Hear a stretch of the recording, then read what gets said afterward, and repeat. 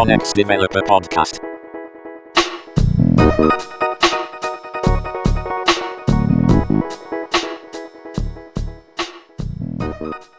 Hello, and welcome back to the 1x Developer Podcast. It's me, Collin.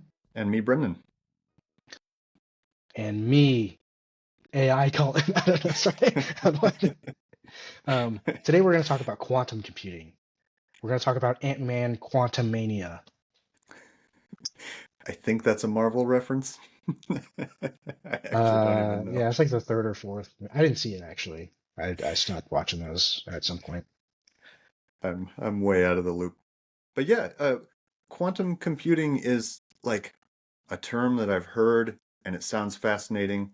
And there was an announcement somewhat recently, a few months ago, I think, about Google introduced their new quantum chip, Willow, and it kind of like sparked it in my head. It's like, oh yeah, I need to check that out. That's an interesting thing.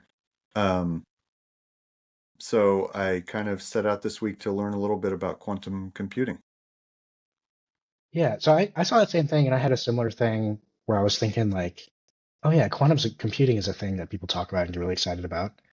I feel like I know the basics of what it is, what the concepts are, um, but there's definitely a lot more I could learn. Uh, one story I want to tell was I remember in college in my one of my like computer engineering classes, like one of my like 500 level ones. I remember asking the professor like, "Hey, what is the thing in the news at the time was like graphene chips, or like which is like a better conductor than silicon. It was like a thing I'd been reading about. I was Ah, like, well, what does this mean for like computer engineering and like making processors and stuff? And he basically was like, well, really not much. Like because the concepts of bits and flipping bits and memory and everything really works the same way. It's just like it's going to be a lot faster because of the better materials. So it's hmm, really a physics problem more than like a computer engineering problem. right. And I always found that interesting, especially one thing that was weird to me was, computer engineering hasn't changed a whole lot in the past like 40 years. Like everything's way faster, there's Moore's law and all this, but like the concepts have been mostly the same. It's a relatively mature field, really. People hear computer and they think like, like software, how fast it goes, but computer hardware isn't really like that.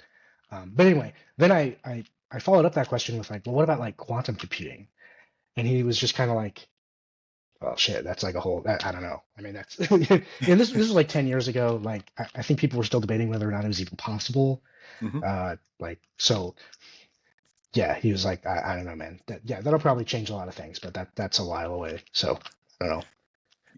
Yeah, no, that's exactly right. That's one of the things I learned was that um, it's a whole different ballgame. It's not just like because I think we've all heard that quantum computing might like break RSA encryption, right? Yeah. And I always assumed that was just because it's way way way way faster and it's Mhm. able to do way more.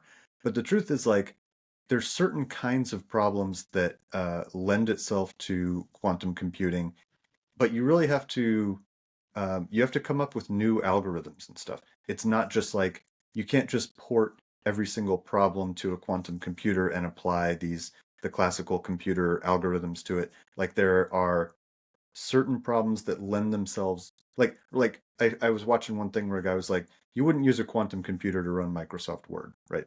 It just doesn't it's not the right kind of thing for it. Um, you have to there are certain kinds of problems, certain kinds of that you can come up with an algorithm that really really lends itself to quantum computing, and those are the ones that you want to use a quantum computer for.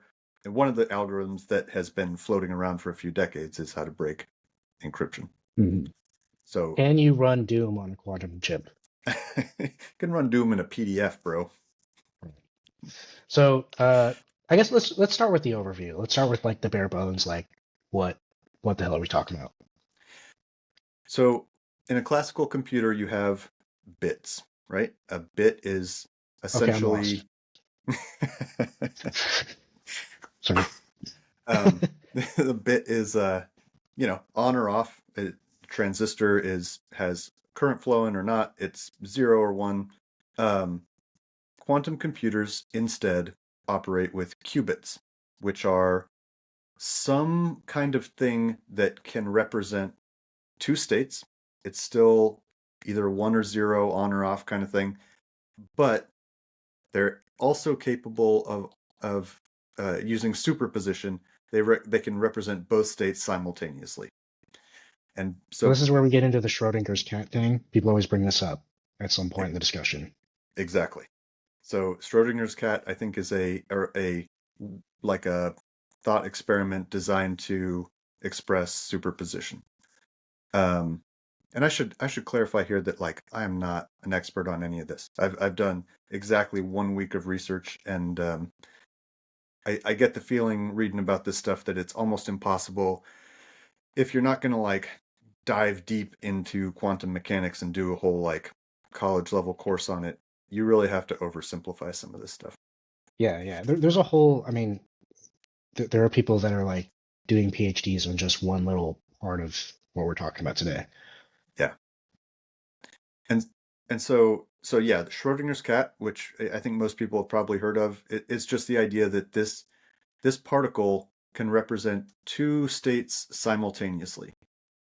Um, and what that means for quantum computing is that as you start adding these qubits to the machine, the number of states that you can represent at one time increases, right? So in our classical computer, at any given time, the computer is representing this state or this state or this state or this state, depending on how the bits are flipped. A quantum computer is representing this state and this state and this state and this state all simultaneously. But until you look at it, is that And right? When the bit is read, it becomes one or the other. exactly. When the bit is observed or interacted with in some way, it what do they call it? Decoheres to one of those states, either 1 or 0. So how do we use that for computing, right? Because if I don't know what something is, I mean, in a traditional computer, I will write to a register AF or whatever, and then I will read AF back. So is that not how a quantum computer works? The bits, I mean, the bits do eventually settle into those values. Like if that's what you're asking, they do. So you represent all these states simultaneously, and then at some point you do come out with the right answer on the other side, and the bits have all settled into 1 or 0, and they represent the correct state that answers the question. And I'm still a little bit clear. I'm still a little bit unclear about like how do you from all of these possible states that are represented, how do you pick the right one? And that's kind of Right. the heart of these quantum algorithms is, I guess, is how to choose the right answer from all of the possible answers. Right. And I think this is something that they're still trying to figure out too, right? But is this where like entanglement comes in? I remember reading that entanglement allows you to like the way two qubits are related to each other allows you to kind of manipulate things and calculate things. So my understanding is that entanglement comes into play. Um, it's a way of observing and manipulating one particle without observing it. You know what I mean? So if you have two Yeah. particles that are entangled, you can manipulate and observe one, and then you're manipulating the state of the other one remains in superposition because you haven't observed it yet. It's Yeah. crazy. This is like the thing is like I feel like I'm understanding what you're saying, but I'm not, as they say, grokking like what you're saying, right? It feels like I'm trying to imagine a five-dimensional cube or something right now. Yeah. One of the things that I watched was really fascinating. One of the this is like a guy who's deep in this, really kind of understood it, and he was talking about how we generally children are generally s- thought to have some kind of object permanence at around 3 months old, right? Mhm. And quantum mechanics violates like seems to Yeah. violate object permanence. It's like we Right. expect to be able to look at something, look away, look back, and the thing is the same. And quantum mechanics doesn't work like that. It's the fact that we've observed something changes it is very, very unusual and very hard to get our heads around. So I think are you still kind of in the overview phase, or is there still stuff you want to explain before we get into some more questions? I think that's the big stuff. So basically, in a classical computer, you have these logic gates. Um, you have your ands and your ors and your nots. Quantum computers have the same kinds of logic gates. They're quantum logic gates. Um, uh, these particles, these qubits, they pass through them and are manipulated in some way. I think, like you said, that involves entanglement. Um, but yeah, you have kind of equivalent stuff in terms of combining bits into logical operations. I guess they're just quantum. I think one of the biggest questions I have. So first of all, have they built actual quantum computers or just like pseudo quantum computers? You know what I mean? There are real quantum computers, and there are actually way more than I thought. Like, if you look up a list on Wikipedia, there's like a few dozen actual quantum computers out there. List of quantum computers. Yes, there's quite a few. A lot of IBMs, a lot of Rigettis. I don't know what that is. Sounds like some type of pasta. Uh, yeah, so there's quite a few. And so they use superconductors mostly, but there are some that do trapped ion. Yeah, I was reading about this the other day. I didn't really get this. But I think one thing that I most am curious about is like physically, what are they? Like, I mean, I don't know exactly everything about the physical element of a traditional computer, but I do understand that like a transistor is, if the voltage is above a certain thing, that's get evaluated as one. If it's below a certain thing, it gets evaluated as zero. Do you feel like you know what's going on in the quantum computer using the superconductor and how that relates? Not really. I think a qubit is well, okay, so a qubit, at least in theory, is a single trapped electron particle, Hmm. and it's manipulated using what was it? I had a note here about microwave radiation at a frequency resonant with the magnetic field created by the spin of the electron.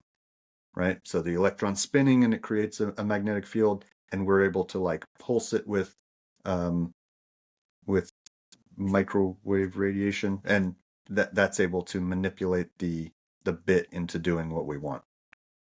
Hmm. Manipulate the particle, I should say. Did you, at any point in your research, come across the language Q sharp? Yes. Oh, that's funny that you bring that up. Yeah, Because I was reading about it, and so it's a language for quantum computing, right? it's So Microsoft's. Yeah, yeah, so I imagine like if I am writing this, like in that sense, I'm doing kind of a pseudo quantum computer. Like it's not an actual quantum computer, but it's like I can represent these algorithmic concepts, right? right. But I guess I'm interested, like how is programming different with a quantum in like quantum computing? Why do I need Q sharp? Why can't I just write my regular programs? That was one of my big questions with this whole thing. Is like I've always wondered, kind of like, what does a program built for a quantum computer look like? What does it even? Yeah, like how is the software different? So one of the first things is with Q Sharp specifically, it's designed so that you like hand off work to the quantum computer, if I understand right, very much Mm, like a GPU. So you mm, write your C++ program and it runs on the CPU, and then certain commands like hand off work to the GPU, right? And so, uh, if I understand right, Q Sharp is very much the same way. It runs on a normal computer and then like hands off certain tasks to the quantum computer. that makes sense. So it's almost like I'm almost working with a like interpreter, or almost like a middleman for the quantum computing stuff. Yeah. Like you're not running your text editor on the quantum computer. I think for some reason that kind of clarified things in my head. I was like, how do you even like run programs? How do you do anything? Right. That confused me when I first saw it. Is like, well, I can't like compile this, right? Like I don't have a Yeah. quantum computer. Yeah, so most of the time, so that was one of the interesting things too. Like a lot of the big companies have simulators out there. You can, rent. There's like an Azure quantum ecosystem that you Mhm. can. Uh, I mean, I think it's all simulation. I don't think you got to be uh, in a Right. university setting or something to use an actual quantum computer. Here's another tidbit though that I picked up that I didn't know. If you've ever seen pictures of these quantum computers, they're kind of huge. They're massive. Um, Almost all of that, I think, is cooling. The Mm. the qubits have to Oh be yeah. very, very, very, very, very cold, like just above zero. Right. Um, And so and that's what makes the superconductors work. Do you know why that is? Or like superconductors have to be super cold, and that's why. Do you remember like a few months ago there was a thing going around where some guys said that they created a superconductor at room temperature, mm-mm. and then it came out to be fake. No. But for a while, everyone on Twitter was like, "This changes everything. This is like we got quantum computers everywhere, or whatever." And then it was like, I think like no one could do the experiment again, and it was like something that wasn't supposed to be published or whatever. Mm. Anyway, but do you know why that is? Why they have to be cold to work? So first of all, qubits are extremely susceptible to interference. Like, if I understand right, interaction with the environment, such as being manipulated by heat and stuff like that, is that counts as an observation, right? Oh. If so, again, my grasp on this is so weak, but I think it's that if it's manipulated somehow by its environment, that counts as being observed and it decoheres or whatever the right word there is into its state. And so one of the interesting things is that when we talk about qubits are so sensitive that you almost have to have like this error correction built into them. And so there are logical qubits and physical qubits. And there's like a logical qubit is a collection of physical qubits that all kind of like do the same thing. And then you have these error correction algorithms that kind of like, I don't know, take a majority vote for a simple example or something, right? It's like, what state did we all end up in the end? And then you kind of, from that, determine the right result. Mm. So yeah, when you're talking about qubits, it's not always the same thing. There's logical qubits and physical qubits. But when you're talking about programming, I think you would almost always be talking about the logical qubits. Those are the Are ones you're there manipulating. different quantum computing programming languages other than Q Sharp? That's the only one I came across. Search for Google Cirq. I think it's CIRQ. That's another one. I think all the biggies who are messing around in this space have their own language, I think. Okay, interesting. But Yeah, so I wonder how do you get access to a real quantum computer? I was talking to somebody that I work with who previously worked in astronomy, and he said that most of his time as a PhD was writing up like requests for telescopes and like explaining why that would be really important for their research because you have to like there's only a few telescopes in the world that could do what he was trying to look at. hmm, And so like all the astronomy labs across the world write these requests to rent them for like an hour or whatever. I wonder if something like if that's how it works with quantum computing. I imagine it's something similar to that. yeah, I think it must be. I also imagine they're super expensive to run, right? Yeah, I mean, just the cooling stuff that's a whole thing. the cooling stuff is crazy. I mean, yeah, when they were talking about how cold it has to be, they kept saying things like, "This is the coldest place in the known universe right now." Like, whoa. It's like it literally like tenths of a degree above absolute zero. How It's do like they even do that? I don't know. I don't have any idea. But that goes back. I mean, that goes back to what my professor said, right? It's like that's a physics chemistry thing. That's not really like a computer science, computer engineering thing. Right. Yeah.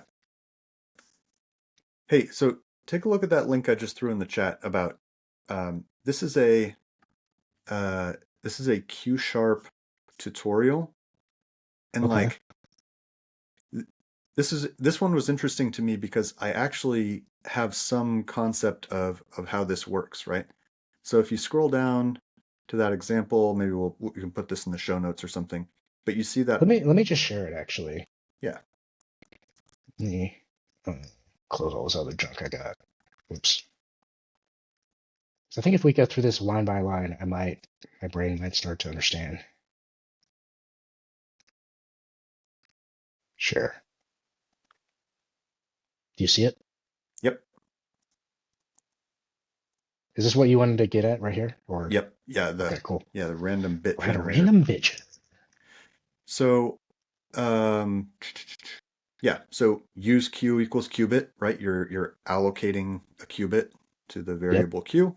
Um and then this H operation is I'm probably saying it wrong, Hadamard operation, but that's a manipulation of the qubit to put it in a state where it has a 50% chance of being 0 and 50% chance of being 1, right? So it's, Is that different from a Hadamard product? oh, I don't know. This was A a Hadamard new, product is just when you multiply. I was just looking at this in this ray tracer book I've been looking at, uh, where it's like you multiply two colors. A Hadamard product. hmm, Hmm. I imagine it's the same guy who came up with it or something, but it's got to be a different concept. So Hadamard product is or a sure product. That's where you just multiply the corresponding components of each color to form a new color, at least in the example I was looking at. oh, So this is different than that. just doing a quick search on his Wikipedia page. I don't see anything about quantum, but um, yeah, I'm going to guess different guy. Hadamard. Hadamard transform, I think is what we're talking about here. Okay, that makes sense. Um, named for, oh yeah, no, it's named for the same guy. Okay. So yeah, maybe it did. But anyway, that's an operation on a qubit that puts it in a state of being exactly 50% chance of being in one state, 50% chance of being in another state, and then let result this M operator here is like measuring a qubit.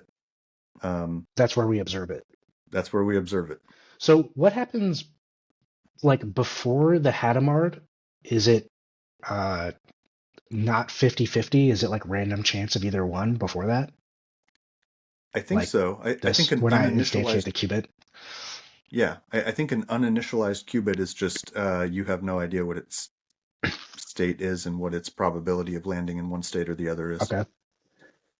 Right. And so Um, we're building a random generator, random number generator here. So we've got this to 50-50, and then we're getting either one. Okay, this makes sense to me. And this also on a real quantum computer, this would be true random, right? I think so. Like as opposed to, all the random numbers we generate now are not technically true random. But this I believe this would be 100% actually random. I think that's right. I mean, I don't think it relies on any. You're talking about like introducing values of entropy based on keyboard and mouse movements and Right. stuff like that. Yeah. Yeah, I don't think it would rely on any of that. I think it's just properties of the particle. Okay, but see, I scroll down and I see images like this and I get scared again. So what this is talking about is, um, I don't really, I don't really totally understand this, but this block sphere is just a way of visualizing the probability. So Hmm. when we apply, so I think that's like that Okay. first thing. What you're talking about there is, that's the uninitialized. Like we don't know what the thing is. We apply H to put it in a 50-50 Yes. probability. Right. And then in two, when we measure, it's like okay, it's one. Yeah. Okay. And there's a couple Cool. more examples on there that, you know, lost me. Hmm. Yeah. Got in way over my head. But this one, at least, I was like, yeah, that makes sense.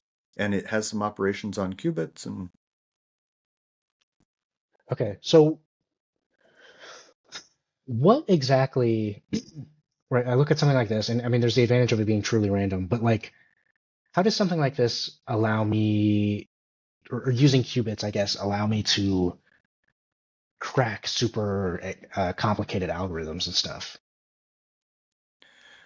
well, I don't think so. If you think about, okay, think about that random number generation algorithm. I don't think that one's going to help you crack, but I think maybe this illustrates what you're talking about. So if you think about that algorithm that just easily, takes a number and it's 50-50, and then you take a measurement, you have a quantum computer with 100 qubits in it.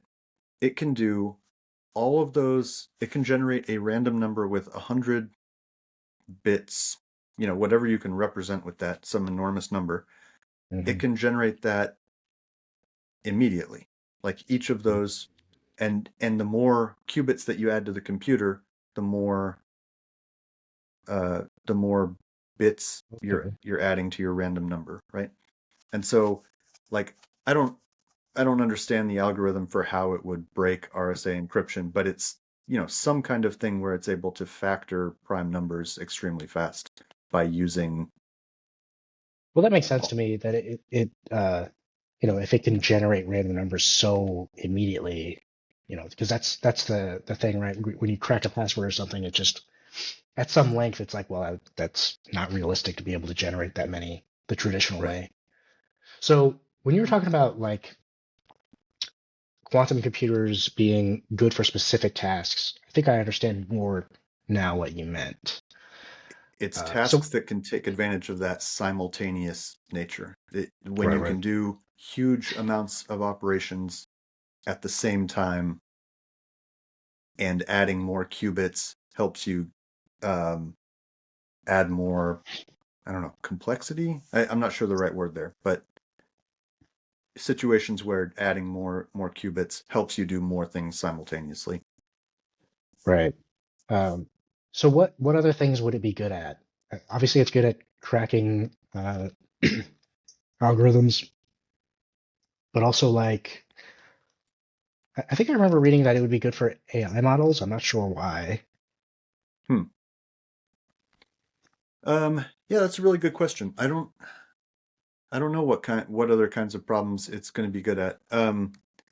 I think we're still trying to figure a lot of that out, but maybe it's good at the AI stuff for the same reason that GPUs are good for the AI stuff, right? I mean, GPUs are also designed to do lots of things in parallel. Mhm. So maybe Yeah, if we're able to adapt some of those algorithms uh, to quantum computers, maybe it's the same yeah. kind of thing. It's just doing a whole bunch of stuff in parallel. I think also you would be able to generate cryptocurrencies super fast. Yeah, yeah. So there's that. There's famous algorithm I came across called Grover's algorithm. That's a search algorithm. Um, Basically just finding a thing in a list. Hmm. But it's a quantum, that's something of course we can do on a classical computer, but as the list gets bigger and bigger, it becomes harder and harder to do. I think the That idea makes is that with sense. with Grover's algorithm, um, it's only limited by the number of qubits you have. Right. No, that makes sense. Rather than like binary search, we split it in half. Like you don't have to worry about stuff like that. You basically just like, I mean, you could just say like, is it this? Is it this? Right? Like whatever you generated. I don't. I mean, I don't understand how the algorithm actually does what it does, but I'm looking at the notation, and it seems like it's definitely more complicated than whatever I thought. But I feel like it makes sense that it would work for search. I think that's kind of Grover's algorithm's been around for a long time, I think, and it's yeah, it's kind of like once we get once we once we get the hardware out there, we'll be able to actually implement some of these algorithms. One of the interesting things is the man. I'm drawing a blank and I don't can't find it in my notes here, but the algorithm that will supposedly like poses the big threat to RSA, um, we still have a ways to go before we can build quantum computers that have enough qubits to really do it. And some of the people I was reading online suggested that like it might not even be possible, that there might be physical hurdles in the way. Hmm. Um, that even though we've built quantum computers, building them with more and more qubits is still a challenging problem that we're working on overcoming. So how many qubits do like the best of these have? I think that Google Willow had like 133 or something like that. Okay, so that's So a that's lot. kind of the yeah, that's where we're working these days. I saw some discussion that breaking RSA needed like 2,500 in theory or something like that. Hmm. Okay, so I imagine like we're far of still incredibly far away from like me having a quantum computer in my personal laptop, if that's even possible. That might be physically impossible. Yes. if if we're using the technology that we're using these days, yeah, your laptop is going to have to operate near absolute zero. Yeah, but it just for like the sake of like a thought experiment, if we had that, if like the new MacBook Pro had 100 qubits quantum computing chip, what would that world look like? Hmm. I don't know. I mean, by the time I think once you have the greatest minds working on this stuff and you're kind of adapting all of our known algorithms to quantum algorithms, I think that you do get into the space where lots of operations are very, very, very, very fast. I Hmm. I don't know that it really changes what computers can do. You know what I mean? I think it Right, just makes them making something extremely fast does change what is possible. Um, right. I mean, I'm thinking like we're probably gonna accelerate how fast we find the biggest prime numbers by hmm, a lot, or yeah. like the next digits of pi that probably extends quite a bit. Everyone starts generating Bitcoin really fast, Hmm. and then RSA is still safe if it's 100 qubits, right? Yeah, for now. So maybe some simpler algorithms get cracked. Here's an interesting quantum application that is in play today. People are actually using this. It's a unhackable, hack-proof encryption thing that basically is you can tell by whether the particles are still in superposition, whether a message has been tampered with or observed, even. Like, Ah, yes. right? So it was talking about over a fiber optic cable, it's totally possible for someone to read off the data coming through the transmission and then send it on. And you, as the sender, you wouldn't have any idea that someone read it. But if you could like know that someone had observed the message, you could on the other end be like, oh, these qubits are not in superposition anymore. Someone has already looked at this. Yeah, that's actually really interesting. A friend and I, we were looking at different chat applications, just thinking about it, and I mentioned to him that WhatsApp is end-to-end encrypted, which always blows people's mind because it's owned by Facebook and it's end-to-end encrypted. But the thing is, people always argue like, well, technically, like if you don't own the keys, you don't really know if they looked at it or not, right? Like you don't really know it's end-to-end encrypted.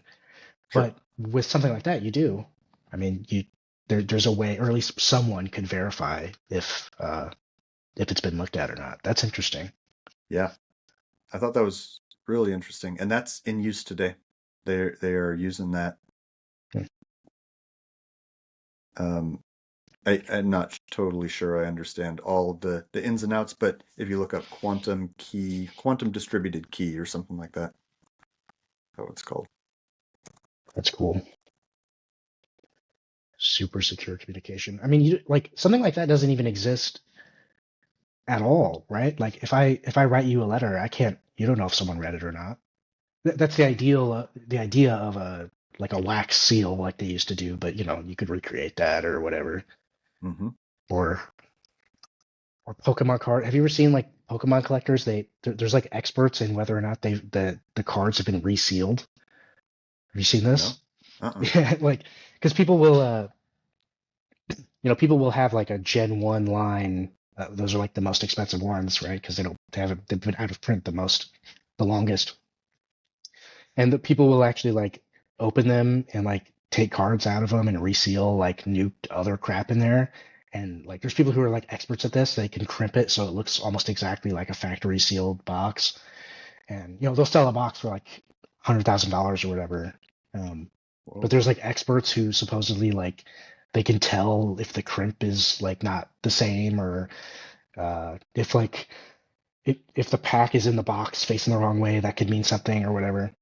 It, does this apply to, aren't there people like printing their own Pokemon cards and stuff? Yeah, that happens too. Yeah. I just read something that it was all about this investigation, and they like looked at Yeah, the yeah. printing offset, and it was very detailed.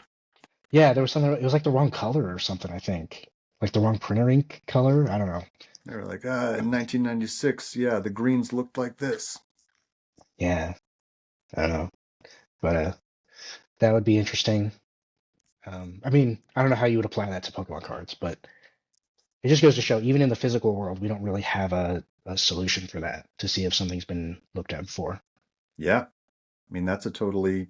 I don't know how feasible it is to roll that stuff out on a big scale, but like that's a totally new way of thinking, and I I don't know. A lot of the stuff I read considered it un unhackable, right? Because it's really down at the physical level. Right. We're talking about the behavior of particles. Can we get like, can I get done for a little bit?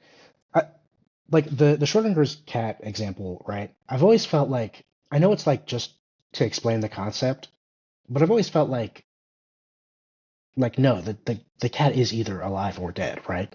Like I understand what you mean. Like theoretically it's both, but like no, it's one or the other, right? I think it's about your knowledge of it though, right? It's the reality may be this is where the analogy kind of falls apart, I guess. But the reality is that it's in one state or the other, but your knowledge of the cat, you have to operate on the assumption and until you observe it, you have to operate on the assumption that it is both alive and dead. Right. But like there's an objective reality where one of those states is true. But with qubits, that's not the case, right? Like it truly isn't anything until it's observed, right? It is truly both things at the same time. Yeah, that's weird. So, and when we're talking about things, we're talking about um, the spin of the particle. It's spinning one way or Mhm. it's spinning the other. That's how we represent the two states. It's on or it's off. And there are other ideas about ways to represent the two states, but that's kind of the one that seems, in my reading, was the one that's gained traction. So it is truly, I mean, it is truly spinning one way or the other, though, right? Not until you look at it. It is spinning both ways at the same Do you mean time. that literally, or in the the same way as the cat is alive and dead way? I mean, this is the crazy part. Um, it yeah, I mean, I think literally it is doing both things at the same time. The thing is, the crazy thing about it is like, even though it doesn't sound like it makes sense, it observably works, right? Yeah. Like we know that this does actually, these calculations work, these qubits work the way. I guess I guess there's not really a way to 100% test that they do actually work, right? Like we can observe that they work over and over again, but we don't know like like in a mathematical way, like there's mathematical proofs, but there's a lot of things that we know to be true in math that have not been proven. You know what I What's an mean? example Like, of one? I don't know, but there's most of them are weird. Like, a prime number, the product of two prime numbers will be something, whatever. Like, there's a lot of like pretty fundamental. attributes of mathematics that have not, no one's actually written the proof that logically explains that it's true. We just know it to be true because every time you do it, it works. Yeah. I get the feeling that's kind of what this is too, right? Like, uh, I mean, I saw, was this related? Was this the same thing as the Willow thing where there was somebody generated someone like generated something that can't be cracked for like 1,000 years or something, and then, Hmm. but like we don't know if that's true. We don't know if it actually works until it's been 1,000 years when it gets cracked.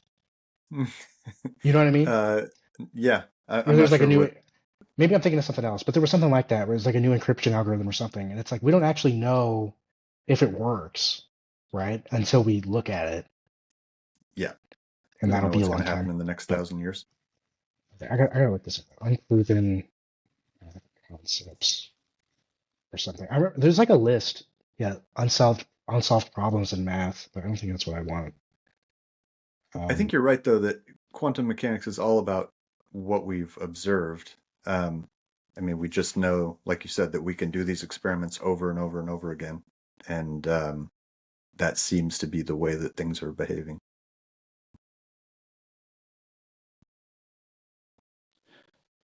Hajo's conjecture that every graph with chromatic number k contains a subdivision of k sub k. No one's proven that. Could prove that in my sleep. Odd perfect number. Okay, odd perfect numbers are greater than 10 to the 1500. I don't know. This is beyond me. But there's stuff. I know I remember learning that in my math class that there's stuff that like we know to be true, but hasn't been like no one's actually just written down a proof that is 100% like on has zero holes in it. Have you ever read about Fermat's last theorem? What is that? So he was like a, I'm gonna say, like 17th century mathematician, and uh, so he has these journals and stuff, and he scribbled something in like the margins of one. He said a squared plus b squared equals c squared, and like Yeah. he just scribbled in the margins like, I did a proof of this, but I don't have time to write it here, or something Yeah, like that. yeah. And like no one was ever able to solve that until the early 2000s, and it took like the incredible mathematics that we don't, like, just nobody can even understand them except for a handful of people.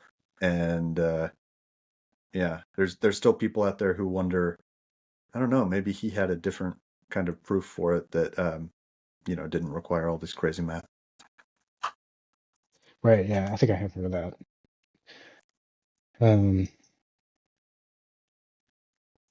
yeah, it's just weird. I remember I saw this thread on Hacker News recently where they were talking about they were saying that gravity is not a force. Have you ever looked into this? Mm-mm. So the idea is that like the traditional model is that gravity is a force. There's a force that goes down, and then when you're standing on the ground, there's a normal force that goes up, and they like equalize. Mm-hmm. So apparently, there's this theory that it has to do with like Einstein's like theory of relativity, which is that mass like causes like a distortion in space. So that causes the thing to move, but it's not actually applying a force, right? Because it's basically like warping the space around it to change its position. And Hmm. uh, I spent a long time thinking about it, and I left a comment on the thread like, okay, but like I forget what I said exactly, but my argument was kind of like, okay, but aren't we kind of like all saying the same thing in different ways, sort of here? Like, you know what I mean? Like, it's not maybe it's not technically applying a force, but like there, if it hits me on the head, that's a force, right? Like, you know what I mean? Like, it kind of is. Like, you maybe you don't call it that, but like it is. You think that space-time bending as a result of mass is the same thing as applying a force? Is that what you're saying? Like, no, but I guess what I'm trying to say is like it, the effects of it are the same, so it's almost like what are we even arguing about? You know what I Hmm. mean? Well, I think that's that's a different question. And I think that maybe the answer to that is like, if we, there may be questions that we're able to answer using a new model that we're not able to answer using the old model. You know what I mean? Like there are, classical Newtonian physics and stuff works fine for a lot of things. And for hundreds of years, we thought that was like the right model. And, Mhm. when I was in high school, we still learned that physics. But there are things that it can't explain and that we need relativity and quantum mechanics to explain, right? Right. So even though they might seem to be the same, by using these new models, we're actually able to answer questions that we were not able to answer before. Right. So the main question that leads to that idea of gravity not being a force is that apparently if you take I forget what they call it, but like a device that measures force being applied and you set it just on the ground, the force will be -1. So basically everything is moving, like there's a force being applied upward on something that's stationary. So the idea is like if the downward force is not a force, right? We're actually applying a force to keep it in place. You know what I mean? Like the normal force is an actual force, but the Okay. downward motion is just a motion caused by things being like uh bent in space time or whatever. And And does apparently that, this is true. Like they are measured. Like if you measure it, it'll appear as though there's a negative upward force of the rate of gravity. Um, the thing that I don't know is like how those devices work, or if like that almost sounds like a bug in the system, but I don't know. right, that almost sounds like a something wrong with the way that we're reporting that number or something. I don't know. Hmm. But the thing is, so is that a problem because every action has an equal and opposite reaction kind of thing? Like it's a violation of that idea? No, it's not a problem. I think it's something that we've observed previously that we didn't understand, but it makes sense in the reference of gravity not being a force. You know what I Hmm. mean? Because it does obey the every reaction has an opposite reaction, right? If something is moving and you apply a force to it, that causes it to stop, right? So like everything on Earth is moving down towards the Earth, and we're applying a force upward to stop it. We are. Yeah, we collectively, it's the matrix. Like what we believe to be true is what happens. I feel like I'm far too dumb for that. No, I feel like I'm too dumb for it, and everyone made me feel dumb when I asked my question, but I pull it up. Gravity is not a force sounds a lot like birds are not real. Yeah, I know.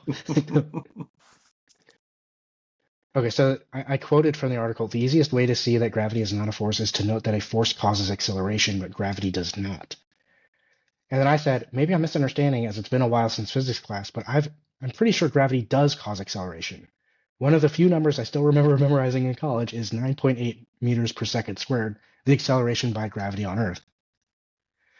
And then I had a bunch of replies. If you let go of something, it will stop accelerating because there is no longer a force on it and start following its geodesic. You have to apply a force to make it not do that. He said more, but I don't know. That's the acceleration you feel on the surface of the Earth, but that's not an inertial reference frame. In an inertial reference frame, gravity doesn't cause acceleration, kind of by definition. No, but that's wrong because I know that like two things on opposite sides of the universe, they still have a force of gravity. It's just very weak, Mhm. or at least that's how they teach it in like the classic model. Right. So no, from any frame of reference, it's still there, right? I I'm don't not know. quite sure what he means by frame of reference. I feel like I don't understand that. Or this guy replied. He just said that's relative to the surface of the Earth. I mean, it's in the direction of the surface of the Earth, but I don't know. Maybe I'm like too programmed to think about it in a different way. But you know what I mean? Like I'm throwing a ball in reference to where I am, but I'm still applying a force, right? Like I can look at it from a different reference and it's moving I don't know. It's still the force is still there, right? Yeah, I think I'm I guess lost. what they mean. I guess what they mean is like because gravity has no beginning, right? Like the force has just always been there. But I don't think that's true in the case where you hold something and let it fall towards the earth, right? Yeah, I mean the force of gravity is still there, but I'm preventing it by applying an upward force Oh, right. by Okay. holding it right. By letting it go, maybe that's what they mean. Because like it's like I'm by me not applying force, it moves, which would mean that I don't know, man. I don't know, Hmm. dude. Okay. I'm gonna read up on that though. Yeah, we should probably probably like people are gonna listen to this and be like, dude, this guy's an idiot. Yeah, Um, I feel but like this whole it episode is yeah, just gonna be like, this guy doesn't know what he's talking about. yeah, we don't know what we're talking about. This is our attempt at trying to sound smart, I guess. All right, I'm going to say one last thing about quantum computers. One of the, to circle back to the Willow announcement, one of the big things in the Willow announcement was that they'd reached this kind of threshold with error correction where they were able to say definitively the more qubits that we add to the computer, the better the error correction gets, the more we can trust the result. And so it was always that was always kind of like an up in the air question. It's like if we make a big quantum computer and just like add a bunch of qubits, is the noise of the qubits going to overwhelm the correct answer or whatever? And Google's I assume that there's some novel error correction thing in there, but they said no, according to this, the more qubits you add, the better your answers get. So that was Is a that really big deal. wait, is that true in principle, or is that true because they made something that makes that happen? I think they made something like I think that they Okay. came up with an error correction algorithm that makes that true. Because like I know that with traditional bits, they'll have like a what they call like a parity bit, right, to check if one of the bits is flipped. Hmm. So I wonder if it's something, I mean, obviously more in depth, but something like that they did that allows them to be more sure of the answers. I think it is something like that. Yeah. So it has something to do with the logical qubit, physical qubit thing I was talking about. There are multiple qubits within any logical qubit. There are multiple physical qubits performing the same operation, and then you do some kind of something on the other side to see if you came out to the same answer. Right. Okay. Like a checksum, or I Yeah. don't know. Yeah. Basically, I again, I don't know how it works, but it is it's something like that. We should bring on a quantum computing expert on the show. I would love that. You know any? That'd be awesome. Oh yeah, my friend Brendan. I feel like almost by definition, if you're working in quantum computing, you are not a 1x developer. Right. So one of my biggest questions going into this was how would quantum computing affect the 1x developer? And it seems like not really, For the at least time not for a very being, long time.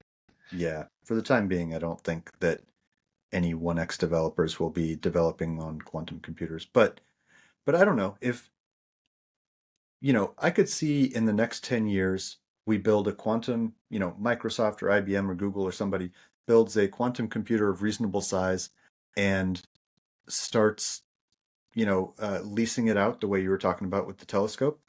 And yeah, maybe that kind of accelerates. We come up with some new algorithms and we start offloading certain operations onto this big quantum computer. So maybe you're Yeah. you're writing code like normal, and then there are certain operations that's like, oh yeah, for this search algorithm, you just call this and that offloads it to the quantum computer, and we pay $1,000 a minute for $1,000 a minute. Yeah, probably. it. Um, so I put in the chat the link to that thing I was talking about where this is them saying that the room temperature superconductor was not real. Ah. But it was a thing going around on Twitter, and I guess this was 2023, and there was some image of like a floating metallic thing. I guess that was the superconductor. I don't know. But it was a really hotly debated thing on my circle of Twitter where people were saying like, this changed everything. And people were saying like, this thing's fake. That's not real. Um, but anyway, it's been retracted that it's not real. I think there was something weird about how it came out too. Like one of the guys in the lab like went rogue with it and kind of published a paper without telling everybody else or something like that. And Oh, that was, I think, the big suspicion about like, yeah, it probably wasn't real or at least hadn't been like verified enough if they, went and did that. huh. But Third I do, retraction for the same guy. but I do think like if they did build something like that, that would be a big deal for quantum, right? If we can have room temperature superconductors, especially if they're somewhat uh, like affordable to manufacture. But that changes everything, right? If we have superconductors that are cheap, like power transmission is different. Like traditional computers are just gonna be fast as hell. Say more about that. What is it doing for us if we're able to do them at room temperature? I mean, assuming you have a superconductor that you can like get and not have in like a super refrigerated place, like I mean, just the conduction, right? You could basically run electrical signals through it like almost without almost any loss, Oh, it has to right? do with So resistance. right, that's what makes it a superconductor is that it just conducts super good, right? So uh, there's probably other things I'm not thinking of, but that's the thing that immediately comes to my mind is, we replace all of our copper in the world with superconductive stuff. Things are super more like efficient and fast. Does that have implications for like environmental stuff? I mean, does that make making things more efficient that way? Does it make our computers like I guess we could do the same amount of computing with less energy use, right? Yeah, for sure. I mean, there'd be less. I mean, with a superconductor, I believe that what makes it a superconductor is that the resistance is like almost zero, which means there's almost no loss at all, Hmm. which would be dope. But we're still quite a ways away in real life, right? Yeah, I don't think there's I don't think there's really any signs that that could be done. But let's talk about something we do know about. And whose side are you on? Let's do it. um, okay, this is one I just came across recently. YAML versus JSON slash. This is reading directly from my notes. YAML versus JSON slash YAML in general slash TOML. TOML. I'm gonna TOML? rank. I say TOML. I guess TOML sounds good. I'm gonna rank those three things in order of preference. TOML's at the top. JSON is next. YAML is orders of magnitude down the chain. I'm not a big fan of YAML. I don't know. It just never felt good to me. I um I think my ranking is the same, but I don't have this hatred of YAML that I see. I don't know. Do you think there are tasks that YAML is good for? Is there a time when you'd like choose it over JSON? Probably not. But I think that's kind of my thing is like between YAML and JSON, I'm like, I don't really care. Yeah. I think they both. I guess some people could argue that YAML is more readable, but like not much. I think the cool thing about JSON is it's just like everybody kind of gets it. There's no core because I saw an article where someone was complaining about YAML, and they had a lot of stuff in there that was stuff that I'd never encountered. I'd never done really. Yeah.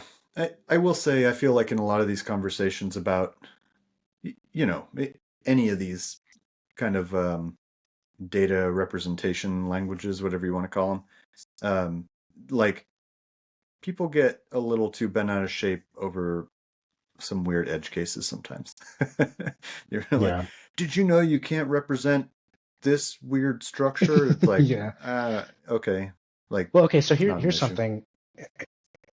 YAML has comments and JSON doesn't, which I guess you probably argue like if you need a comment in your JSON, you're probably doing something really dumb. But that's something. I think it's cool to say like, hey, I have this data is for this or something. I don't know, maybe. Yeah, I'll buy that. TOML has comments too, right? I believe so, yeah.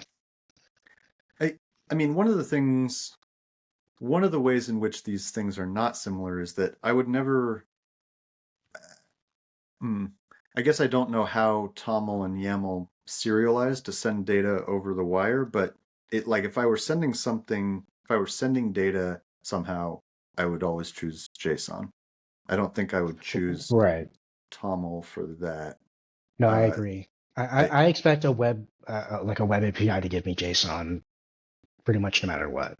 yeah, but if we're talking about like config files and things like that, I like TOML a lot. I like its support of tables.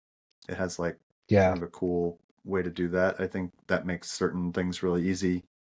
I don't know. Sublime uses JSON config files, and I've always been pretty happy with those. I guess the annoying thing about YAML is I'm always getting mixed up on how many spaces I have. Like the indentation, I always get weird or wrong? Yeah, indentation matters, right? Yeah, and then don't the are the hyphens optional in YAML? In your Like in a list? keys? Oh, Yeah. Or oh, like if oh, you oh. do like patterns and then like underneath it like hyphen this. I think maybe that's not YAML that they're optional. Maybe it's just like Docker they're optional. But Hmm. I never know when I'm supposed to use those, and I don't know. All members of a list are lines beginning at the same indentation level, starting with a hyphen space. I don't know. Seems pretty readable. But then there's like this Okay, in a example I'm list they are looking at here. required. Okay. More complicated data structures are possible, such as lists of dictionaries.